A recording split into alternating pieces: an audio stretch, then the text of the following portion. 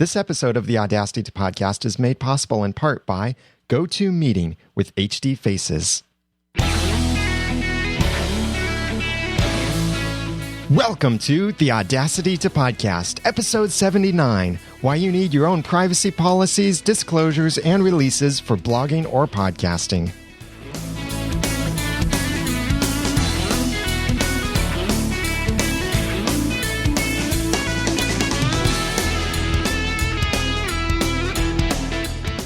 Thank you for joining me for another episode of the Audacity to Podcast. I'm Daniel J. Lewis, and this is a how-to podcast about podcasting and using Audacity. It's where I give you the guts and teach you the tools to podcast with passion, organization, and dialogue. And today we're continuing our series about podcasting and law with Gordon Firemark. This is a great series, and I hope it's been beneficial to you and informed you of some things that you might not have known were so important before, because previously we've talked about copyrights and trademarks. Today we're talking about so many different things, but around this idea of basically policies or disclosures and releases, as the longest title in the world for this episode has said. So we've got some awesome stuff coming up about these things. And even if you think you don't need privacy policies, disclosures, or releases, think again. Short answer is you do. And this episode with Gordon Firemark will explain what those things need to say, why you need to have them, and how you need to be using those things, because they are very important, especially if, well, you'll find out more, but especially if you're making money with your podcast in any way, even if it's just a few pennies per year with Google AdSense. But before I get into this episode with Gordon Firemark, let me tell you about our sponsor for this episode, GoToMeeting, which now has HD Faces. HD is all the rave, and it's high definition. And it's great in an online meeting because you can see facial expressions from your clients and colleagues through an online meeting. You don't have to be absolutely right there with them, because it's really inconvenient to try and arrange face-to-face meetings in person, and it can be expensive many times, or just downright impossible. That's why GoToMeeting, now with HD Faces, is wonderful for this, because you can read body language. You can see when someone has something to say in your meeting. It's so much easier than just a phone call.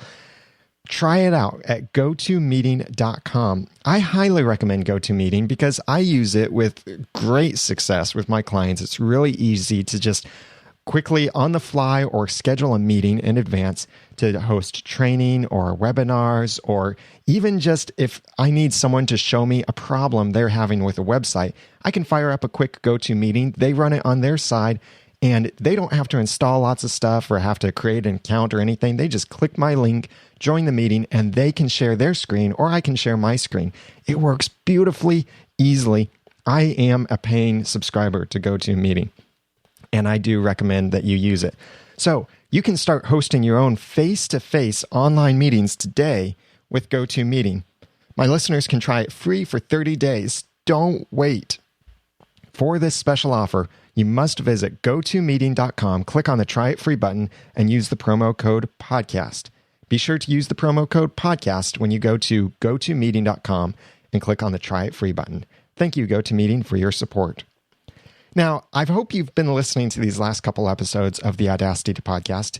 If this is your first episode you're listening to, welcome. Make sure you check out some of the previous episodes as well. And everything is over at theaudacitytopodcast.com, including show notes for this episode will be at theaudacitytopodcast.com/79. Gordon Firemark is an entertainment lawyer who is very familiar in this podcasting space. He even has a book that you can get at theaudacitytopodcast.com/podcast law book. And that is an affiliate link that I use for his book.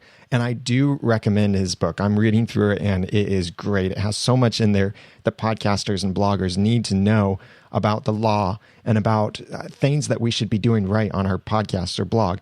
And he wrote this book then that really helps all of us in many ways. So I highly recommend get the book, but also check out his site over at gfiremark.com, and you can subscribe to his podcasts. And if you want to know more about him, he's got this nice page he set up for us at gfiremark.com/noodle, Noodle.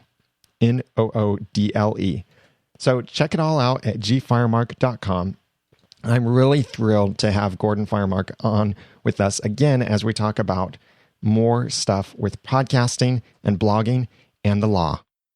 Gordon Firemark, thank you again for joining me for some more discussion about podcasting and law. Glad to be back with you, Daniel. This time, we're going to do a hodgepodge of different things about law and podcasting, or a lot of this applies to blogging too. Privacy policies, disclaimers, notices, releases, a bunch of little but important things. Let's do it. It starts out with an email from Tim Arthur. He said, "Hello, Daniel. I'm listening to the latest episode of the Audacity podcast and am really interested in the topic of privacy policies for podcasters. I do not use a privacy policy at this time, but feel there is a potential need for us as content creators to use one, especially in the case of notifying those leaving comments, voicemails, etc. on the show. Love to assist with this if possible. Keep up the tremendous job. I enjoy all of your shows. Best, Tim Arthur from techmonkspodcast.com." Thanks, Tim, for that email. So do we need privacy policies as podcasters? Well, a privacy policy is a great idea for anybody who's got any kind of a presence on the internet whatsoever. I don't think you technically need one if you're just putting up a page that displays or puts stuff out. But if you're gathering any information at all about your visitors, and most website software does that automatically, you need to express to those folks what it is you're going to do with that information. It's most important when that information is personally identifiable. So it's one thing to say, okay, it's coming from a particular browser on a particular kind of a computer, and maybe it has the IP address. That's probably not really personally identifiable information. As soon as you start gathering a person's name or email address or any really demographic data about them at all, and maybe the IP address is identifiable, then it's wise to have a policy that says, here's what we gather and here's how we use it. And it can be as simple as, we gather, user information about your technology, your equipment, your location, and whatever else you gather. And we use this only for in-house analytical purposes or something like that. And there are lots of privacy policies out there, obviously, to use as examples or models of this. If you're running a business, if you're doing commerce on your website, then it's even more important because you're gathering usually much more information about the customers. And so again, you want to be very clear that you're not going to, or maybe you are going to sell that information or use it to sell them other products later on or something like that. So definitely a good idea to have a privacy policy. It can be very simple or it can be complex depending on your situation. So even if all that we do is we receive listener emails or voicemails or have comments on the site, we need a privacy policy. Yeah, in fact, that's a different category of stuff in a sense, because that's not about private. I mean, they're voluntarily providing their information in terms of their name, their website, their email, and their comment. I would say that your privacy policy or your terms of use, which would be technically a separate document on your website, ought to specify that information and how it's going to be used. And generally, I think you want to be as broad as possible in that. Let's say you've got a great blog and a podcast, and you take people's emails and online comments and voicemail messages, and you're going to maybe someday do a book, and you want to use that stuff in your book. Your terms of use probably ought to specify that you might do that, and that you don't have to anonymize people, or that you are going to anonymize people. Again, tell them what you're going to do, and then when you do it, they've got no business complaining. I've heard some people on the receiving end of this actually showing some concern, like over Stitcher's privacy policy and other companies that basically say, you're letting us do anything we want to now and in the future with your content, but that's necessary for us producers, isn't it? Because like you're saying, we might never think of writing a book now, but what if we want to someday? Right. That's actually a really good point, is to flip this on the other side and remind everybody to read those privacy policies. And especially when a company, a big web operation like Facebook or Twitter or someone changes their privacy policy, you definitely want to, check in on what those changes are and figure out whether it's going to change how you use those services. And we should think that our listeners are going to, and readers are going to do the same with our privacy policies. Now, one of the reasons that there's a lot of uproar over these things is that when a new company starts up, like Stitcher or I don't know, name another recent web startup, they often use a boilerplate isn't quite the right word, but a very broadly worded, generalized privacy policy and terms of use that covers every possible permutation of anything they might ever do, and gives them, really broad-ranging rights. I mean, sometimes even purports to give them ownership over the stuff that you create and submit. And that's great lawyering from the point of view of, protecting the client. If someone comes to me and wants a privacy policy, that's where I start. But I think the smart money is on being a little more careful about defining what you really do plan to do with this stuff. And I'm trying to remember who it was just recently came up with a revised privacy policy because they had been getting a lot of complaints. Oh, I know, it was Pinterest. Pinterest was saying, it wasn't privacy, it was terms of service, but they were saying that anything you post, they own. And people were posting other people's stuff, and there were lots of issues around that. And so they went back and changed it and said, no, you know what? We never intended to do X, Y, and Z with these things, so we're going to carve those out and leave that to you.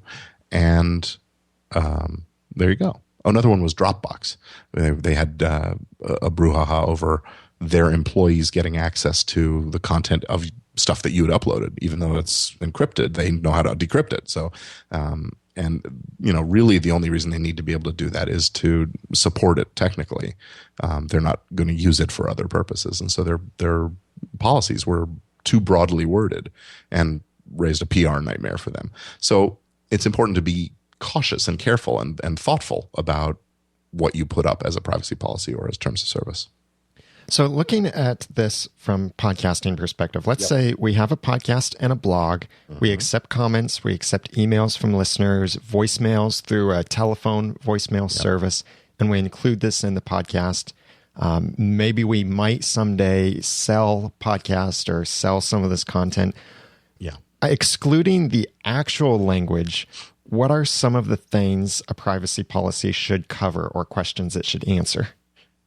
Well, it's really the who, what, where, when, how, and why that you're going to use this information. So what information are you going to gather about me?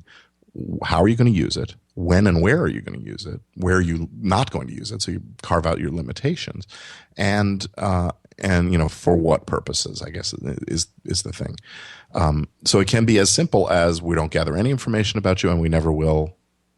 Or we only gather non-identifiable information and we only use it for our internal purposes. Or you can say, hey, we gather any information we can get. If you fill out a form, we take that information, we use it for our own purposes, which may include selling it to you, selling products to you, selling this list to someone else, all those kinds of things. It can be very, very broad or very narrow depending on your circumstances. And then we got another voicemail in from Zach Wallace, and he had this to say. Hi there, Daniel. Zach Wallace here from wallysmodcast.com. First of all, I wanted to say thank you for everything you have done helping all of us with our podcast and everything that goes along with it. This is in reference to your question about privacy policies. I wanted to share a little bit about my story. I did go ahead and try to apply to an affiliate network. I got an email back saying that I could not be accepted because I didn't have a privacy policy in place on my website. In that email, they provided a link to privacypolicyonline.com. I went there and it made it really easy. You just plug in your site title, your URL, and your email address. Boom, it'll make a privacy policy for you. You copy that HTML into a post or into a page on your website. And there you go. You've got it done. I emailed him back saying that I had done that and I was accepted then. So for anybody who's looking to get a privacy policy, this was a really easy way to do it. I know it's just a general kind of outline, but I wanted to share that with you so that your listeners could go ahead and do that also. And then they're not going to get held back later on.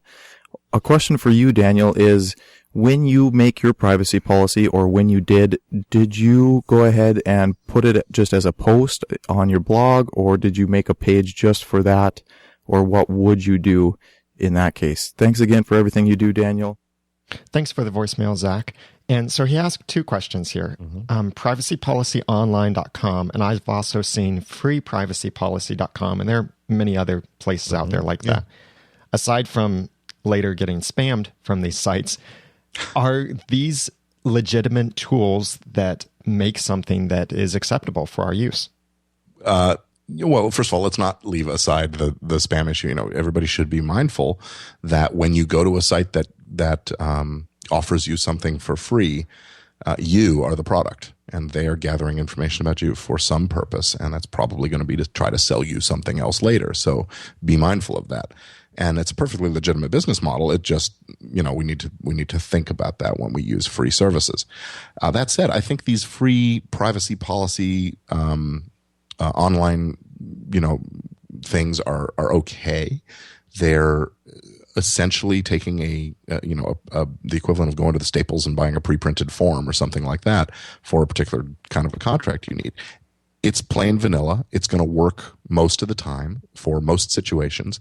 And I don't know how interactive and how much question and answer there is in creating these privacy policies using these services. But, for a basic website, that's probably going to do the trick. The thing is, you need to be careful and read it. These privacy policies do tend to be a lengthy document. It's more than just a couple of paragraphs. When they're done, sort of in full form. And so you want to read it and be very sure that it actually is what you intend. It's one thing to have a written policy, and it's another thing to have a written policy that you comply with.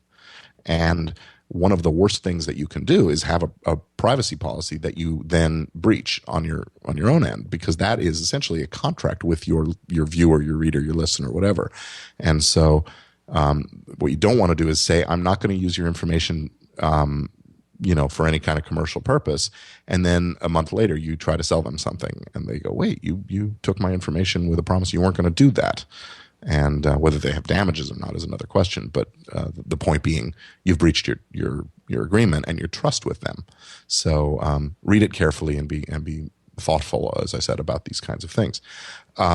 There are sources for this kind of stuff as well that aren't these interactive freeprivacypolicy.com kinds of things. You can find privacy policies on most websites. If you find a website that's similar in its nature to what you do, you can go and pull up their privacy policy. And I don't recommend copying it verbatim, but you can, jot down the notes about what each, bullet point in or each topic is, and create your own version of a privacy policy based on that. Model it on somebody else's. Or you can go to a law library, or maybe even just your local public library, and find books and forms on how to create this kind of stuff. This is, as a lawyer, I do these kinds of things. People hire me to do their privacy policies, usually because they're getting involved in more complex stuff with e-commerce and gathering lots of data and those kinds of things. And so, I write up privacy policies and terms of service, terms of use documents for them. But sometimes you can do it yourself. Don't be shy about trying. And then if you have questions or concerns, that's when you pick up the phone and call a lawyer, and hopefully it can be resolved quickly and without too much expense. Okay. And then his other question was about whether it should be a post or a page. And from a WordPress perspective, should definitely be a page. But now extending that question, when and where should we be linking to this privacy policy? I think the best practice, and this is just based on what I see, is people putting a link in the footer of every page that says, here's our privacy policy. Come look if you're interested. Another thing I want to, and I think that's just easy enough to do. So it's not, in your face every time they log in, but it's always there. They just scroll down. Oh, there's the privacy, or they search on the page for the word privacy, and bang, there it is. So that's good. I want to mention also, I have a blog post on my blog, firemark.com/privacy policy that talks about some of these issues, and I highly recommend anybody, go check that out. So it's firemark.com/privacy policy, all one word, and you can get a little more information about that. Another thing to think about with both privacy policy and terms of use, these are, as I keep saying, they're sort of two separate documents, but they go together like peanut butter and jelly, I guess. I guess I'm getting hungry.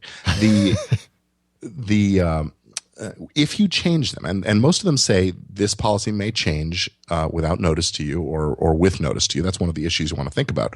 Are you going to put up a big prominent notice? Hey, we've changed our privacy policy. Or are you going to make it sort of on the viewer and customer to find out if you've changed your privacy policy? I recommend the former. If you make changes to your privacy policy or your terms of service, tell them. Do a blog post, or send an email out to them if you've got that information at your disposal, or put up a pop-up that when people come to the page for the next month, the first time they come back to the page, it's going to say, hey, our policy has changed. Click here to follow through and see what's changed, that kind of thing. The other thing I recommend is that privacy policies be written in plain English. Don't try to lawyer, to legalese it. Say what you mean, say it simply and concisely. And if you make changes, do a summary document of what the changes are so that people don't have to read through a 10-page thing to get that, oh, you've changed that you're located in Texas instead of California. Something simple like that. So let's take another aspect of this. Yeah. If we link to the footer or link to the privacy policy in the footer of our site, someone who has multiple websites, but they're putting them all under a single banner. Like for myself, I have the Noodle Mix Network, and I have several podcasts within that network, and each podcast has its own site. Yeah. If I wanted to make it easy for me to maintain my privacy policy, could I have just a single page on my Noodle Mix Network homepage? Yeah. And then link to that from all of the separate sites? Or does the privacy policy have to be on each of those sites or those domains? Well, I don't know the answer to that. I don't know that there is an answer to that. I think that if you have a privacy policy that resides, at a central hub and then, all of the spokes of the different sites point into that, I think that's probably okay.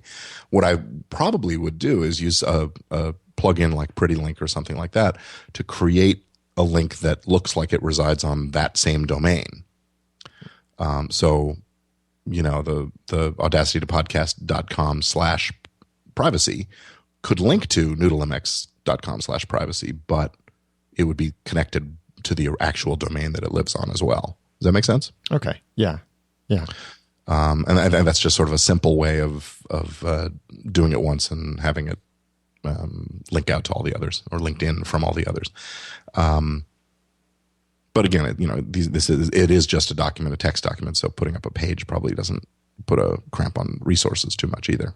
Right. I'm just thinking, like, if we have several sites and the privacy policy doesn't vary between them, then if we want to update something, that's several places we have to update it. Yeah.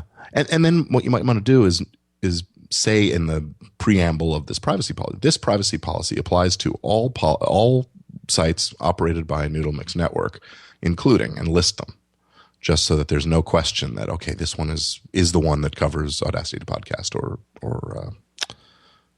whatever your other show is. Okay. And the thing about the affiliate links, that's something that's happened to me before. Is I've applied to an affiliate program and they said, no, you can't get this affiliate program just because I didn't have a privacy policy. So yeah, I've been holding off on actually publishing my policy until we had our conversation, because I wanted to make sure I got everything in it that needed to be there. Well, and that's an interesting point, is the other thing you want to say in a privacy policy, especially if you're going to be doing affiliate links, is to say this privacy policy is limited only to the sites hosted on these domains. And if you choose to do business with one of our affiliates, their privacy policy will govern. That's good to know. Yeah. Because they may gather information that's different from the information you would have gathered. And because they, came through you, depending on how obvious it is that they've switched to a different site, it could be confusing to a customer. So you want to make sure they understand you're now going to another, if you follow these links, you're going to another website and they have their own privacy policy that you should check out. Okay. Let's move on to another topic of releases and kind of disclaimers, but more focusing on releases at the moment. Andrew McGivern sent a voicemail in that asks this question really well, and he illustrates what I think many podcasters, almost any situation that a podcaster might face from his voicemail. Hi, Daniel. It's Andrew McGivern. Just listened to your first episode in your series on podcasting and the law with Gordon Firemark, and it got me thinking about one of the podcasts I'm involved with, the Bunker Project, where we have a physical meetup. People can sign up to the meetup group webpage and just RSVP and show up. It's in a bar, so we sit back, have a few beers, and talk technology, new media, podcasting, social media, and whatever our guests also want to bring to the table. We occasionally get a random customer from the bar, and that can be very interesting when they come into the show. We don't get guests sign any kind of waiver or legal document about being on a podcast. Most of the people we know fairly well. But we do have anybody in the public who signs up can come in and join us for the first time. And although it is obvious that we are recording a podcast, we've got a mixer with 8 microphones, wires are everywhere, computers for the mix minus, and sound effects and voicemail feedback, and headphones for everybody. We do clearly state, though, that everybody is participating or not, or just listening to a live to hard drive recording of a podcast that is going to be on iTunes and on the internet and so on and so forth. Other people from all over have come on via Google Plus Hangout, but the thing is, it's a public Hangout. So sometimes we get random people that just pop into the Hangout. We do notify them that they are participating in a live to hard drive recording. We are recording a podcast that's probably not going to be edited, and we're putting it up on the internet. Some people like to just sit back and listen to what's going on, and some people start to get involved and participate in the show, and some come back regularly. So it is a very cool thing, but some potential problems because we aren't getting anybody to sign waivers, whether in the room with us or over Google Plus Hangout. Should we be worried about it? I don't know. And that's a question for your guest, Gordon Firemark. Thanks for doing everything that you do with the Audacity podcast for all us podcasters out there. And I'll be listening to your future episodes, and I'll keep in touch. Thanks, Daniel. Thank you for the voicemail, Andrew. And so, Gordon, how about this? Whether it's just regular guests and co-hosts or these random guests who might be live call-ins or voicemails or emails or anything like that, what kind of releases do we need to get from them, if anything? Okay, well, let me start off by saying that when you get a lawyer involved in advising on these kinds of things, the lawyer's job is to protect you against all threats, large or small. So we're going to be very conservative in our approach, and I will tell you what I recommend. I'll also tell you what I do when I do my podcast, and I'll sort of make some suggestions and point out some of the tender issues. Okay, what I recommend is always get something in writing from anybody who appears on or in your show. If you are sitting around a table with 5 or 6 people or whatever and recording their voices, it shouldn't be a big problem to have them sign a little document, half a page of text that says, I understand that I'm being recorded and that you, the owner of the podcast, have the right to use it in any media, for now and forever, without any further, input from me on this, basically. And that, you can find these release forms out there. And I actually have one, I don't know if it's published in my book, but there's a forthcoming form book as well. So anyway, so that's the best advice. Get it in writing. I advise radio stations to do the same thing. I advise television folks always get a release of anybody who appears on microphone or on camera. The random guests can be a real challenge. So one of the things that I recommend is maybe have a little sign made where anybody who is going to be speaking into a microphone or appearing on camera will at least see the sign that says, hey, stop, you're being recorded. Anything you say can and will be used forever and ever, whether you like it or not, something like that. And there is specific language that we use for film sets when they're shooting in a public place, for example. You can do a sign and, just take some pictures to make sure that you've got evidence that the sign was there and people, again, this is best case scenario stuff. The next best thing is what Andrew is saying he does is he reminds people periodically during the show, hey, we're recording this live and it's going straight to hard disk and we're probably not going to edit it and it's going to go out there as a podcast and so on. One of the things to be careful about is when you say as a podcast and then all of a sudden now the podcast gets picked up and it's being broadcast on satellite radio, XM or you're turning it out into a commercial product of some sort. Now, because you said it was a podcast, you've got to go back and ask for permission from all those people again. And it becomes more of an issue when it's a commercial product because now you're making some money from it. So what I recommend is use more general language. In my own podcast, I don't get a written document from my co-host every time we record. What I do is I start the recording and I say, okay, I've started the recording. You understand you're being recorded and I can use what you say for any purpose I like forever and ever. Any problem with that? They say no, and off we go. That way I've at least got some manifestation of their intent to participate and that they understand that, no claims ever again later on. It's not as solid as a writing, but I'm careful to keep archives of those recordings.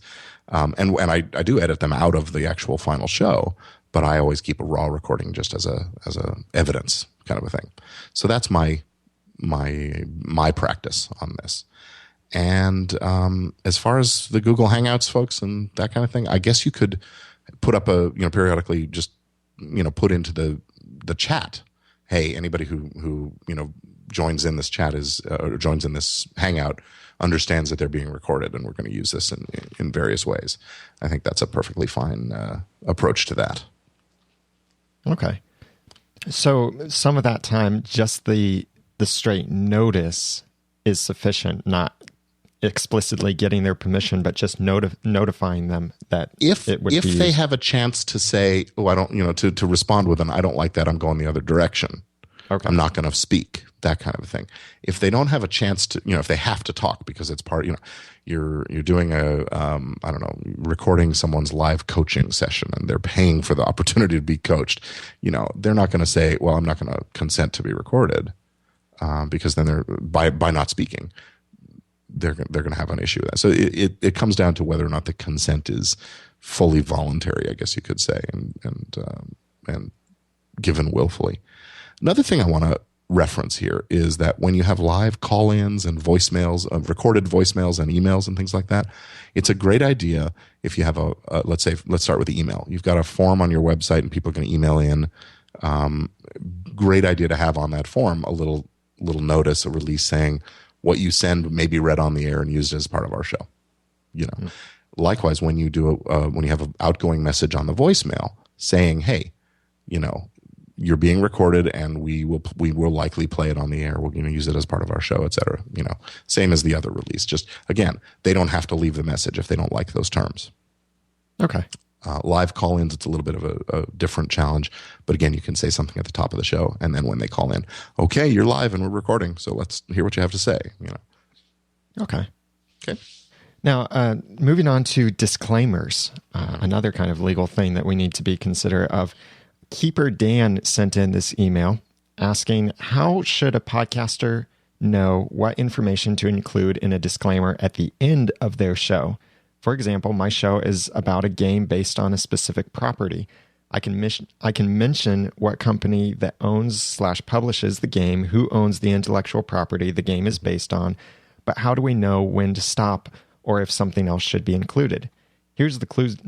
He includes then the closing for his show. He says, for a more specific example, the Call of Cthulhu, I can't pronounce that, role-playing game is property of Chaosium Incorporated. The works of H.P. Lovecraft are held in the United States public domain. All other works mentioned in this podcast are the property of their respective owners. Original content of this show is copyright of the Miskatonic University podcast under a Creative Commons Attribution, non-commercial, share-alike license. And he says, yep. I have no idea if this is adequate or not. Thank you for your advice. Keeper Dan from the Miskatonic University podcast at mu-podcast.com. Okay, well, that's an interesting one. I think that's actually a pretty good, I would call it a disclosure rather than a disclaimer. I mean, some of it is disclaiming ownership of things, but it's also disclosure of who, of what you're doing and so on. Because that's affiliated with the university, I would advise that Keeper Dan talk to the university about the university's, legal and so on staff about do they have anything else that they feel he should say. One of those things that I didn't hear in there is the opinions expressed here are solely those of the people expressing them and not of the university or of the business that's behind this podcast or whatever. So that it's pretty clear that they're not endorsing a particular point of view or opinion. necessarily. Other disclaimers. I think that was pretty good. You want to disclose, who's behind this and who owns what, and it's going to depend on the particular content of the particular show.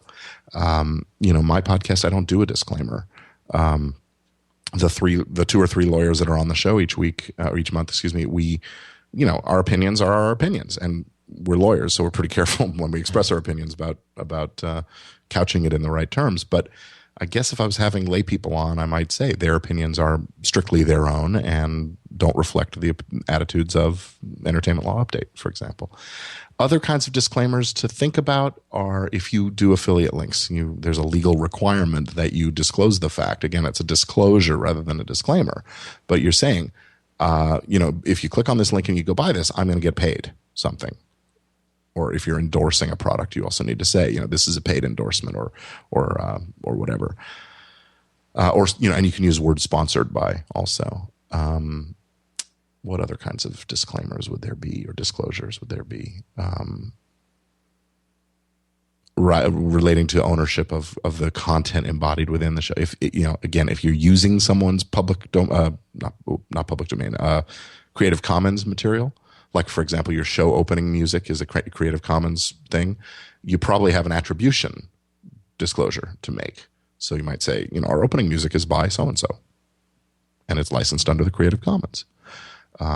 So it's just going to depend on the particulars of what you're doing. And so you need to think about this at sort of every step of the way as you're assembling the content of your show. Okay. There's a site out there that I want to get your feedback on this. It's called Comply, CMP.ly.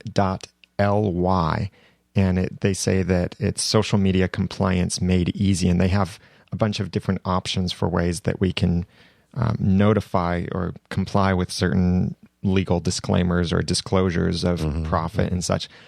Is something like that actually a good idea to use? Again, it does use simple language, but is that trustworthy, a service like that? Well, I think it's a great starting point. I would say, again, it's that plain vanilla thing. They're going to have the answer for 99% of the situations that come, or 95% of the situations that come up.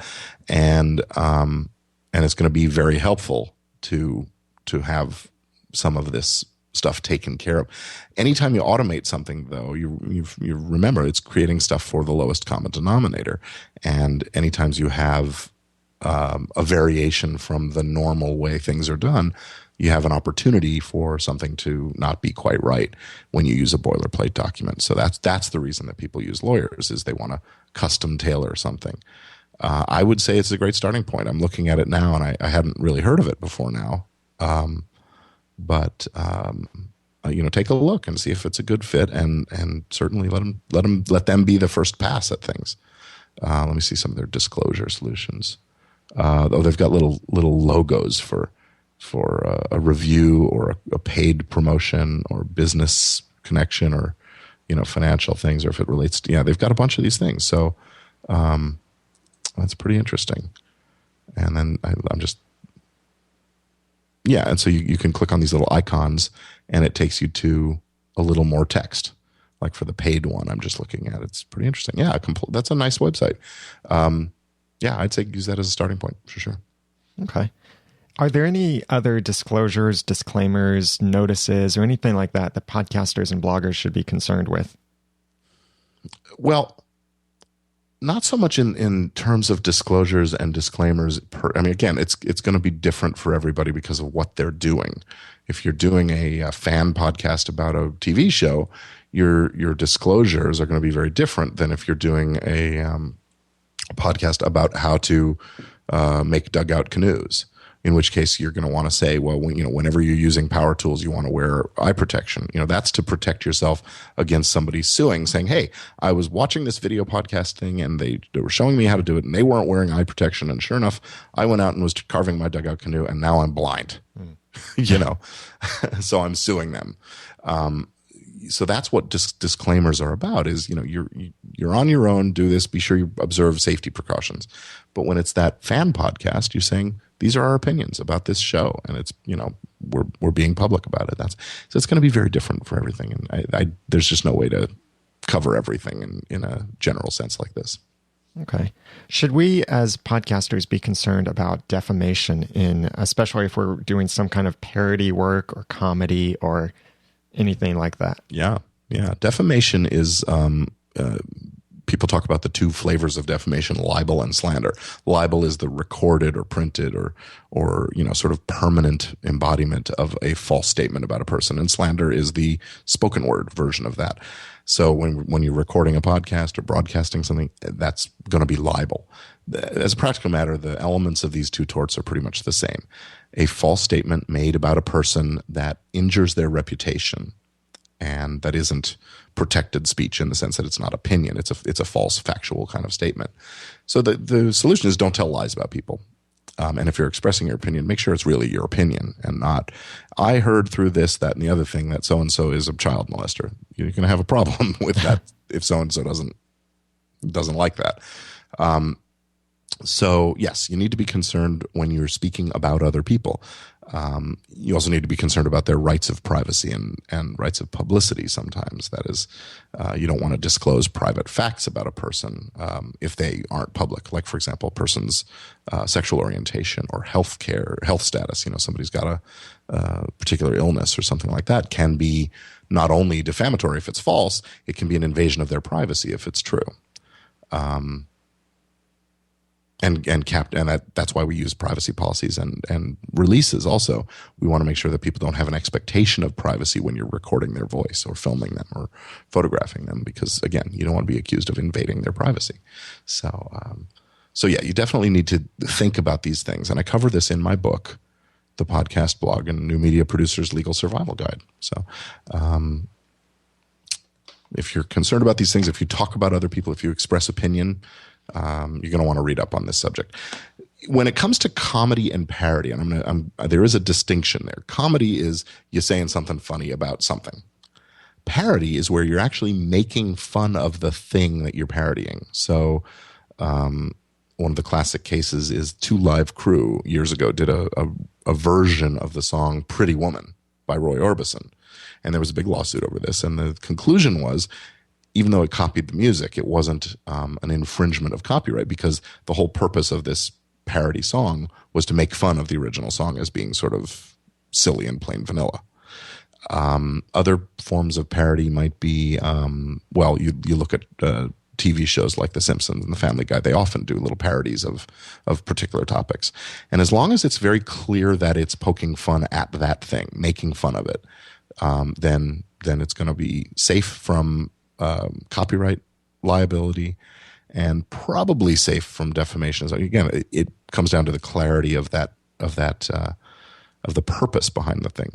If you say so-and-so is a child molester, and there's no context that suggests that you're making fun of something, maybe the definition of child molester, who knows what, then you're going to have a problem with defamation. But if it's very clear that it's a joke or it's funny, and poking fun, then you're in better shape. The First Amendment, free speech here in the U.S., is all about the protection of these kinds of things. Parody is a form of protected speech that we want to encourage, because it's a great way to get people talking about social issues and important topics.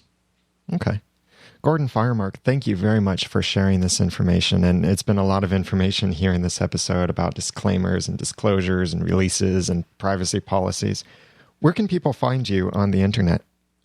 My website is firemark.com. And that privacy article is privacy policy, firemark.com/privacy policy. You can find me on Facebook, LinkedIn, and Twitter. My handle is gfiremark. Pretty easy to find me there. And Firemark is FIREMARK. The book that I mentioned is the Podcast Blog and New Media Producers Legal Survival Guide, and it can be found at podcastlawbook.com. Great. And are you for hire if anyone wants to actually pay you to do some of these things for them? I would be a fool to say no. Yes, of course I'm for hire. Well, thank you so much for sharing this great information with us. And I encourage everyone to check out your site and get the show notes for the stuff that you mentioned over at theaudacitytopodcast.com/79. Thank you, Gordon. Thank you, Daniel. I really appreciate Gordon's being involved in this and helping me out with this content because it's some great information there to consider, almost no matter what kind of blog or podcast that you're hosting. So be sure to check out his book, and my affiliate link for that book is over at theaudacitytopodcast.com/podcast-lawbook. And Gordon covered a lot of information in this, and I'll have the show notes also over at the audacitytopodcast.com/79. So you can check that out there, and also the link to his book and more from there. So some great information. And if you have questions on this, feel free to leave a comment in the show notes over at the audacitytopodcast.com/79. And if it's something that we want to address on the show, Gordon has said that he's entirely available to just record a quick answer to some questions or write something in that I can read on a future episode. Or even just he might come back and we could have some kind of open Q&A session with him after we've laid this groundwork of copyrights and trademarks and privacy policies, disclosures and releases, and more that we're going to cover in our next episode. So go to theaudacitytopodcast.com/79 and get the show notes, and you can ask questions and comment there. Blog World New York City is coming up. I'm on the Podcasting 101 track on that, speaking in it, and I would love to meet up with you, even if you can't make it to the Podcasting 101 track. There are so many awesome other podcasters there. I'm really looking forward to it, and I would love to see you there too. If you need to purchase a ticket, which, by the way, hurry because the last discounts are about to end, go to theaudacitytopodcast.com/blogworld. That's BLOGWORLD. And you can purchase a ticket there through my affiliate link and use the promo code GSPN10. That's GSPN10 will give you 10% off. Also coming up is I'm going to try something on the audacitytopodcast.com next month, which will be a photo series of podcasting equipment, software, tools. I'm going to try and turn it into a daily blog series. So have a blog post every day with the picture and some brief comment on something in my podcasting workflow. So you'll want to see this, and you can go to theaudacitytopodcast.com to check that out and make sure that you're subscribed to the site via RSS there. And also I'll be emailing this information to the subscribers, so you can subscribe to the email list at theaudacitytopodcast.com. So you can check that out. And I do this show live every Monday at 2 p.m. Eastern Daylight Time. That's GMT -4 over at noodle.mx/live. And that page does work on your mobile device. So check out the show notes for this episode over at theaudacitytopodcast.com. Check out Gordon Firemark's site at firemark.com, and you can follow him on Twitter too at gfiremark. Please follow me on Twitter as well over at twitter.com/theramennoodle. And check out all the stuff that we're doing over at noodle.mx with the podcasts and more stuff to come. If you're not subscribed in iTunes or whatever player of your choice, please subscribe and leave a rating and review there, and I'd really appreciate it. So check out everything over at theaudacitytopodcast.com. Send feedback to feedback@theaudacitytopodcast.com or call 903-231-2221 and leave a voicemail there.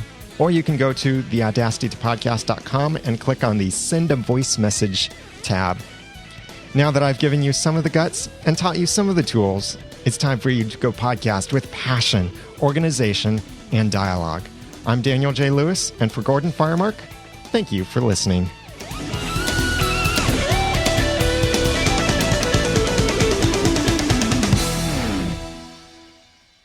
The Audacity to Podcast is a proud member of the Noodle Mix Network. Find more of our podcasts like this one at noodle.mx.